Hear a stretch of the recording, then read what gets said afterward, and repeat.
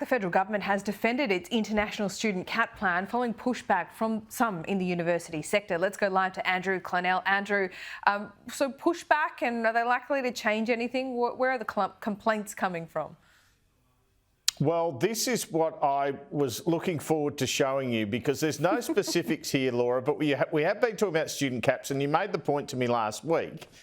Well, is the government going to give the universities any money to make up for the fact they're basically cutting off their business? Now, Jason Clare on Sunday Agenda, the Education Minister, said yes, but he wouldn't put a quantum on it. He said, look, it's a response to the universities' accord. Frankly, he hasn't got it through ERC yet, and we know the budget's tight, but very much left with the impression here that this is part of the deal. He puts on the caps, but as a result, there's more money for domestic students. And there's been some debate about whether the government's arguing this is about migration and housing, or whether it's about the quality and standard of our universities. Jason Clare making it very clear yesterday that this decision is about migration.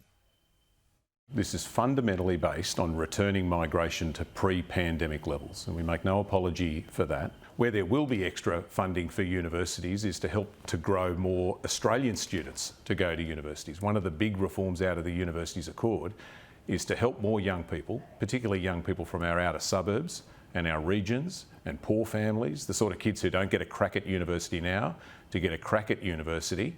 And you'll see those reforms over the course of the second half of towards the end of this year. Okay, that's really interesting as well, because he said for students at home to get more access to universities. I mean, and some of the universities were concerned about the caps because then they put less money into R&D. So, yeah, look, it's interesting to see where that ends up. But you'll be on it for us. Let's talk about the government's new Climate Change Authority Chair, Matt Keane. He was on the program yesterday as well. He encouraged the government to, quote, get on with the job of rolling out renewables.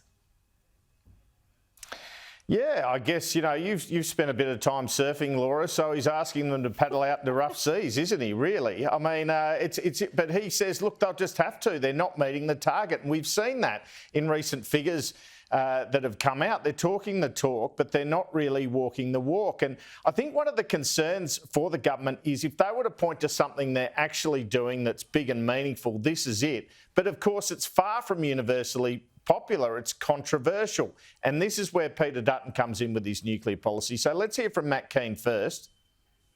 What the report says is that there is a number of technologies that are available today that are at an economic price point that will help with cost of living pressures and can be rolled out at scale. So we're saying get on with the job of rolling them out. All right, so we also revealed on the program yesterday the ad that Labor Party's launched against Peter Dutton on his nuclear policy. Peter Dutton kind of announced this policy, then he didn't go out every day selling it. He walked away from it, almost ran away from it, but he's going to come back to it. We know that, but it's pretty contentious. 7 federal government-owned power plants. Having said that, support amongst young people for nuclear is growing. We know that. So despite the fact we've had earthquakes in the Hunter Valley near where they want to put one of these nuclear power plants, that's not the focus of this ad. It's cost and cost to power bills. So while Peter Dutton and his front bench say this will reduce the cost of energy bills, Labor's ad says differently. I asked Shadow Treasurer Angus Taylor for a reaction to that ad yesterday, and he dismissed it. Peter Dutton's had an idea. Nuclear power stations. That will cost $600 billion to build and make up just 4% of the national grid. And when would that power switch on? Wait for it, 2040. And because nuclear is the most expensive form of energy for Australia, your power bill will go up to a mind-blowing $1,000 more a year. Has Peter Dutton really thought through his nuclear plan? What I will say is any cost will be way short of Labor's costings, which is $1.2 trillion. Andrew, the coalition promising lower and fairer taxes if elected as well. How do you think they're going to do this? Well, it's a very good question. And what I've been hearing, I've like you, had the front benches on saying, yes, we are doing lower and fairer taxes. And Angus Taylor said that to me again yesterday. But I'm also hearing, Laura, that they're looking at the budget situation. They're going to have a March budget, which will probably include extra money for higher education, judging by what we said before. But they'll have a look at that. and the budget situation, I guess, before actually announcing this package. And what's been put to me is it might be further away what they're going to announce than we might have anticipated. In other words, you'd have to vote for them and wait a couple of years to get those tax cuts. Labor thinks that they are on a winner if the coalition put out tax cuts and they benefit those on higher incomes. But I don't think Peter Dutton would just do that, would he? He'd be cutting some sort of threshold at the lower end. But it's going to be really interesting what they feel able to say we're fiscally responsible about and deliver. Nevertheless, once again, Angus Taylor stressing here, there will be a tax cuts promised by the coalition before the election, and Labor have never indicated that. I've had no indications that Labor are going to match them.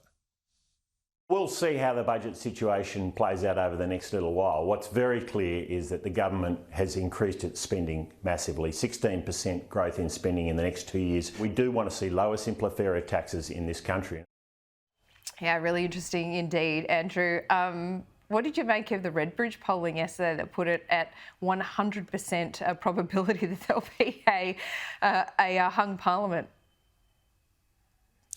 Well, I think that's true. At the moment, as things stand, they're a snapshot in time.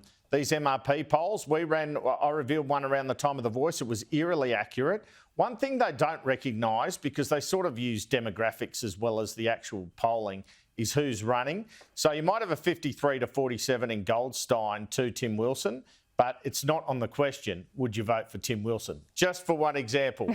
Just pulling one example out of the hat there, Laura. So I think that you have to take a grain of salt seat by seat, but generally it's probably around the right space. I've been saying for a while, including to you, that this election is a race between Labor having 70 seats and Labor having 74 seats. I haven't said to you in the past few weeks that Labor could get a majority again of 76.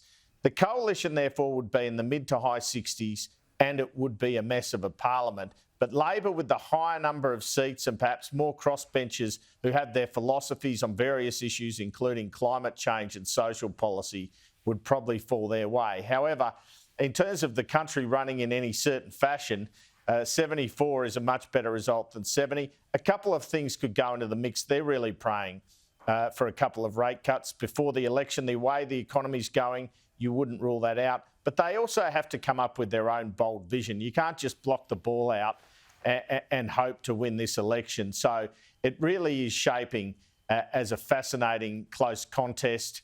And Labor, if they want to retain government, they need to improve their performance over the next 9 months and come up with some sort of narrative, frankly. Yep, I agree. Andrew, always good to talk to you. We'll see you soon.